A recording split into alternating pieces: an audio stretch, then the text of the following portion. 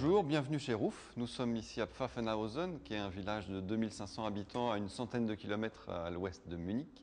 On peut se demander pourquoi cette entreprise est installée ici. Mais c'est simple, c'est que le père d'Alois Ruf, qui a fondé la société, c'était en 1939 et il avait simplement un garage ici, un atelier. Et en fait, c'est le fils Alois Ruf Junior qui a commencé à réparer des Porsche dans les années 60 et 70. Et donc les bâtiments dans lesquels nous sommes ont été construits dans les années 70.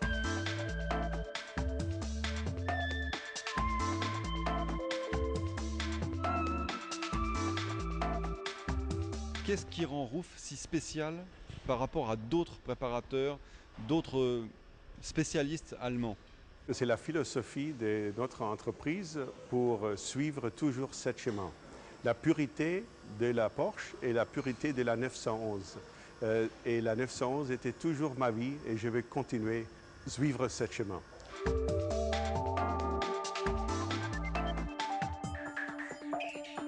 Alors cette voiture, elle ressemble à un Boxster Porsche, mais elle ne fait que lui ressembler. Quand on fait la somme des modifications, la seule chose qui n'a pas été modifiée par rapport à un Boxster d'origine, c'est l'aile avant gauche. Parce que l'aile avant droite est différente dans la mesure où l'entrée d'essence pour le réservoir est sur le capot, et tout le reste des pièces est spécifique à Ruf. Donc le capot à cause de l'entrée, évidemment le masque avant, puisque les entrées d'air sont très différentes. Ensuite, on retrouve un pare-brise et surtout des vitres latérales qui sont plus basses et dont la forme est plus arrondie. Derrière, on a évidemment une entrée d'air qui est spécifique. On a aussi un panneau arrière qui est plus bas, pour une raison simple, c'est qu'il n'y a pas de capote sur cette voiture. Et sur l'arrière, là encore, le masque arrière est exclusif, ce qui a obligé à modifier les ailes arrière, puisque la découpe des ailes arrière du Boxster normalement prolonge le feu, et là on a une découpe horizontale. Donc on voit bien que la voiture est entièrement originale, même si la forme générale correspond à celle du Boxster.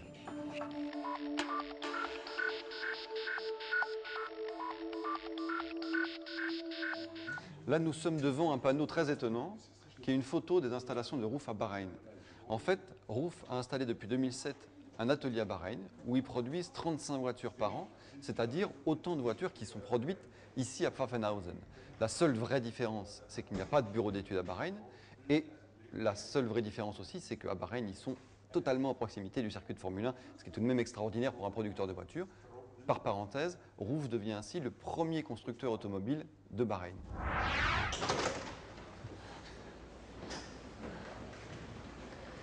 Donc là, nous sommes dans l'atelier principal de chez Ruf et il y a toutes sortes d'activités qui s'y déroulent.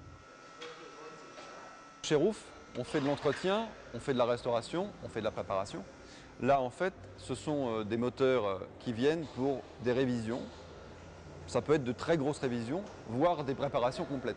Dans ces moteurs-là, on a des moteurs qui sont déjà des moteurs préparés par Ruf, qui reviennent pour une grosse révision.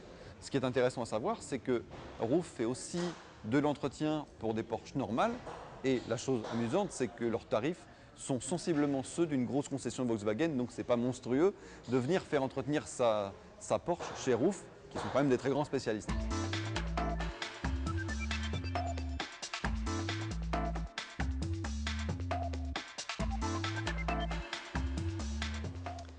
Là, nous arrivons dans la partie très technique puisque Ruf dispose de deux bancs moteurs. Tous les moteurs qui passent par Ruf pour soit une préparation, soit une grosse révision, passent ensuite au banc pour vérifier puissance et couple. Donc ça, c'est historiquement le premier banc de chez Ruf qui était conçu a priori pour les moteurs à refroidissement par air, qui a été adapté depuis au moteur à refroidissement par eau, mais qui ne peut pas passer des puissances, on va dire, de plus de 600 chevaux. Donc c'est pour ça qu'ils ont installé un deuxième banc à côté, où là on peut passer des très grosses puissances et des très gros couples. Alors nous avons ici un aspect particulier de Ruf, qui est Ruf constructeur à part entière de voitures. Évidemment la base est une Porsche, mais sur des voitures comme celle-ci, qui est une ERT10 avec des modifications très profondes, Ruf devient le constructeur sur les titres de circulation du véhicule et refrappe ses propres numéros sur la voiture. C'est une 4 roues motrices, puisque c'est une base de Porsche Turbo. On est encore en biturbo, hein, on a ici au minimum 650 chevaux et une vitesse maximum qui est de l'ordre de 360 km/h. Donc ça devient une voiture extrêmement sérieuse. Une des spécialités de Roof aujourd'hui sur ces voitures, c'est d'intégrer l'arceau de sécurité directement à la construction de la voiture. C'est-à-dire qu'il ne restera plus de visible que cette partie-là de l'arceau. Tout le reste est caché et intégré au montant de pare-brise. Bon, on note évidemment un aileron arrière carbone qui est particulier et là aussi une face arrière qui est spécifique. Ceci est un cadeau d'anniversaire. C'est un cadeau d'anniversaire un peu particulier, mais cette voiture, qui est un prototype, a été réalisée à l'occasion des 50 ans de M. Alois Roof. C'est la première fois que Roof réalisait une voiture depuis rien, voilà, qui ne soit pas une Porsche modifiée. Et ça a été le point de départ, en fait, de la réflexion qui a amené à une voiture entièrement nouvelle, qui est la CTR3. Et là, pour le coup, la CTR3 va, elle, être mise en production. Les premiers exemplaires, normalement, doivent être mis en vente en juillet. Le plancher, l'avant, c'est plus ou moins une base de 911. À l'arrière, on a un moteur, là encore biturbo, de 700 chevaux. Mais il est en position centrale, avec une boîte particulière, transversale, une vraie supercar, entièrement originale, basée sur des composants Porsche, mais pour le coup, Roof devient un vrai grand constructeur. C'est un rêve de moi depuis longtemps et je veux petit à petit trouver une voiture qui est construite complètement par nous, mais sans quitter la philosophie de cette voiture.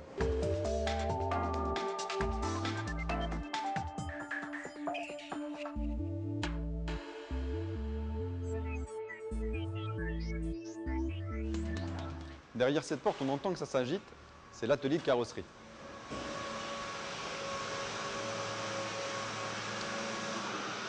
Alors là, ici, évidemment, Roof peut s'occuper de restauration, de préparation de ces voitures spécifiques, bien sûr, mais aussi de restauration sur des Porsche classiques, auquel cas, là, on n'est plus dans le cadre d'une préparation, mais là, on est dans le cadre d'une restauration. Cette voiture-là, vous allez me dire, c'est une 911. Eh bien, pas du tout. Ça n'est pas une 911, c'est une 901, parce que c'est l'un des tout premiers exemplaires produits, une des 20 premières voitures réalisées, et à l'époque, le numéro de série et le type de la voiture étaient encore 901, avant que Peugeot réclame l'antériorité sur le zéro central. Il y a des tas de pièces spécifiques qu'on ne trouve évidemment plus en neuf, mais là, vraiment, Roof met tout son savoir-faire au service du respect de l'origine. Chez Roof, on fait aussi de la peinture, et en particulier des commandes spéciales. Là, le client de cette voiture voulait ce gris très particulier qui, en fait, est un gris Ferrari. Donc, on peut aimer les Porsche et avoir quand même des désirs italiens, même si c'est en gris. Bon, là, c'est l'atelier de restauration de chez Roof. Attention, normalement, pas de photo. Mais bon, on a eu l'autorisation officielle de Monsieur Roof, donc on peut y aller. Là, on a à peu près tout ce que Porsche a produit de mieux. On a un convertible D, on a une Carrera RS 2,7 litres lightweight, on a une des toutes premières Porsche Turbo, il y a une 959, il y a tout ce que Porsche a produit de plus magnifique ces 30 ou 40 dernières années.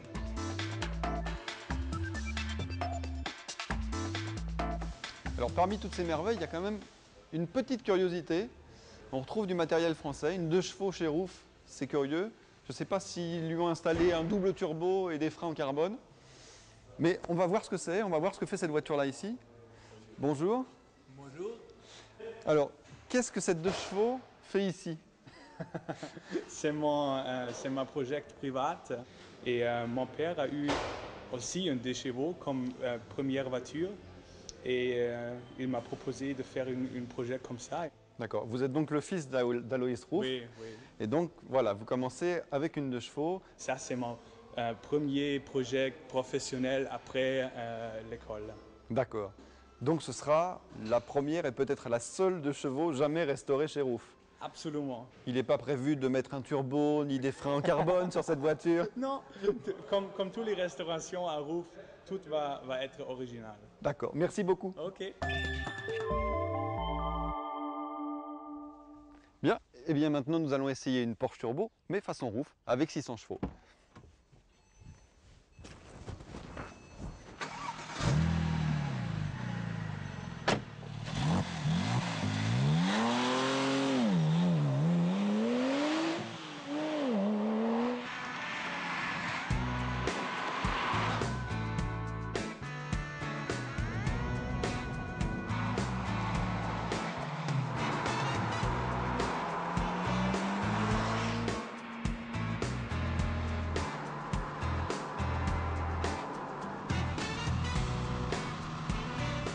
Là, nous sommes dans un modèle un peu spécial chez Roof parce que en fait, c'est un modèle qui ne ressemble pas à une Roof.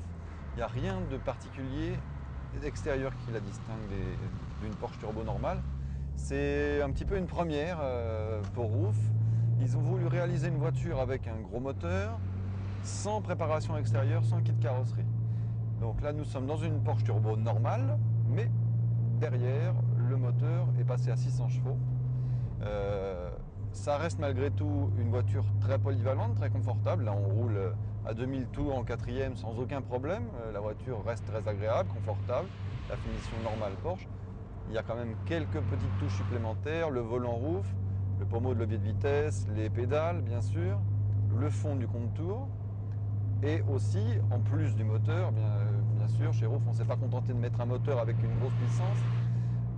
Il y a un échappement spécial, il y a une transmission renforcée et des suspensions renforcées. Voilà. Mais sinon, de l'extérieur, on ne se rend compte de rien. Sauf que quand on accélère, là, on se rend compte que ça marche très très fort. Déjà, une Porsche Turbo, ça marche fort, mais là, on a 600 chevaux dans le dos, c'est-à-dire presque la puissance de la carrière à GT, et ça pousse très très fort. On va s'en rendre compte tout de suite.